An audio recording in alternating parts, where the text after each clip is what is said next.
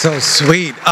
Let's start with Gianni Versace. That is one of the most drastic transformations I've ever seen. I mean, I love you, I know you, and then all of a sudden I was watching Gianni Versace and it's like, that's not Penelope, that's Donatella.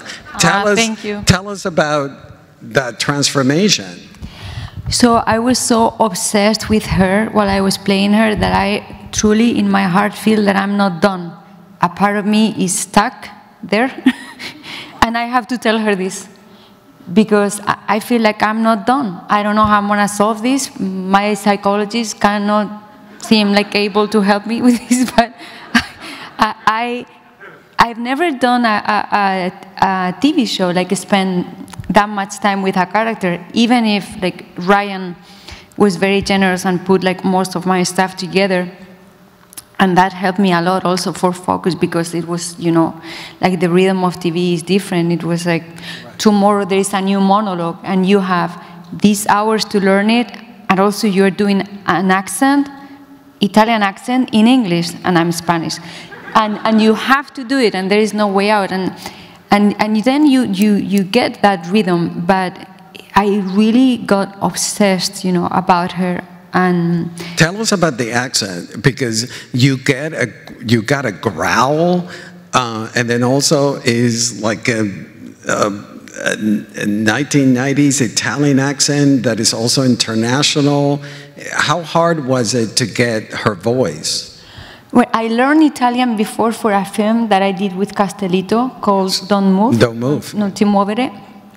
So I learned for that, and then I had that base, you know, to be able to get Italian accent in English. I already spoke Italian, so that was much easier. But it was not like any accent. It was like we all know how she speaks, and it's a very special, very peculiar way of speaking, which I love.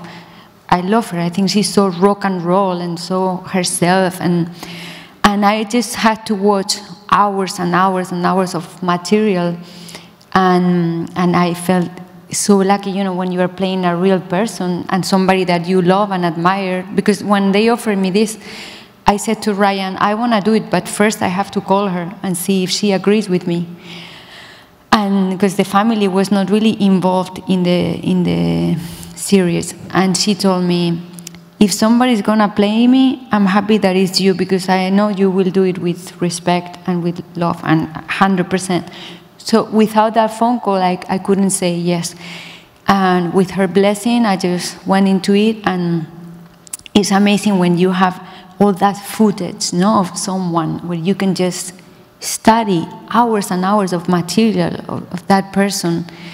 And that's why I feel like if I am not done, like I have to play her again. I don't know where.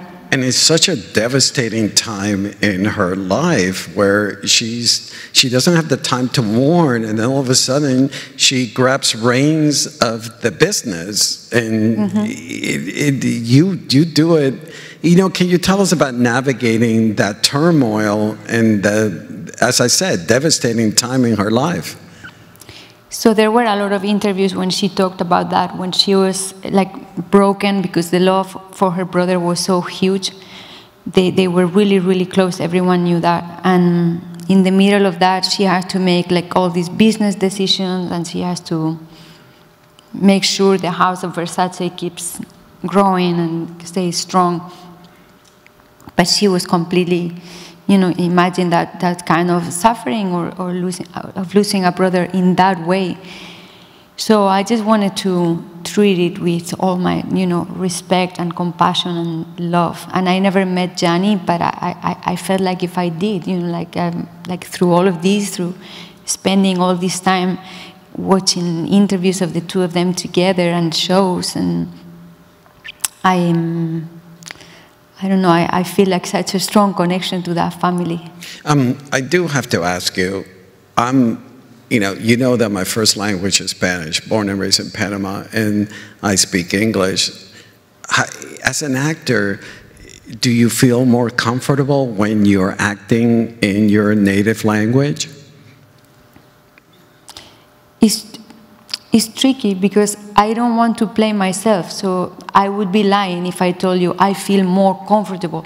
It's more comfortable in the way that, yeah, I'm not gonna have to put those extra 4 or 5 months with a dialect coach into, you know, finding like whatever accent or another language. I've been very lucky to be able to make movies in 4 different languages, but also like many different accents in Spanish and some of those 4 languages. And I love that. And if you take that away from me, the possibility of playing different nationalities and also like different areas in my own country where we speak very different from each other, different dialects, different accents, that is a big part of why I love acting. And I just love it. So it is more work, but then it creates a distance with yourself that also allows for you to fly with your imagination. You are not hearing yourself, you are not recognizing yourself. So that's why I cannot say it's easier to work in your own language or your own accent. Pain and Glory, you play Almodovar's quote-unquote mother. Rosalia is such an interesting character because you played several mothers in Almodovar's films, but she has a quiet bitterness, something almost like I would call humiliation about her place in the world. You know, can you tell us about playing Rosalia? Rosalia is the woman that is with me, that is the amazing singer, and we're singing together that she at the sings beginning of the scene. And then, I was playing, like you said, I was playing Pedro's mother, and then Pedro told us that we were supposed to sing with Rosalia. I mean, we were terrified because she has like one of the best voices in this world. And the scene turned out so beautiful, that scene that we just saw in the river. And those are some of the memories that he has from his childhood. And you can see, you know, in the way he showed it, like the details, those little fish, like all the little things that he remembers from that relationship with her mother. And when I had to play her, I was very lucky that I had those moments with her years and years before, where she was sharing with me things about Pedro and things about their relationship.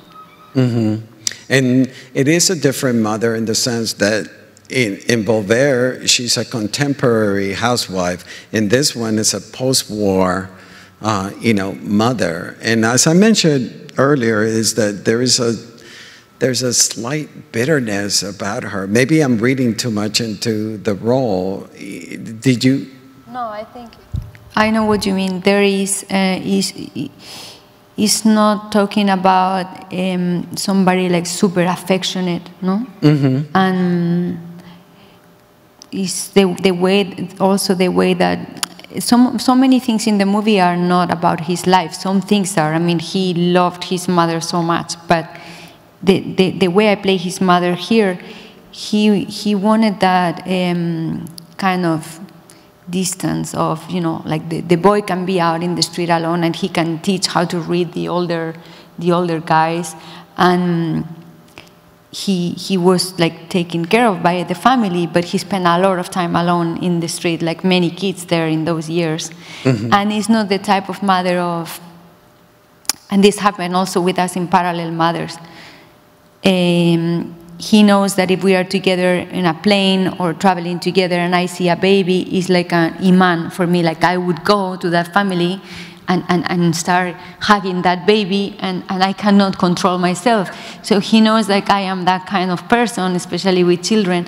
And he, in Dolor y Gloria and in Parallel Mothers, he had to work like very much on that with me to not bring that kind of affection into that relationship with that little kid, even if that is a good mother. And also Janice is a good mother.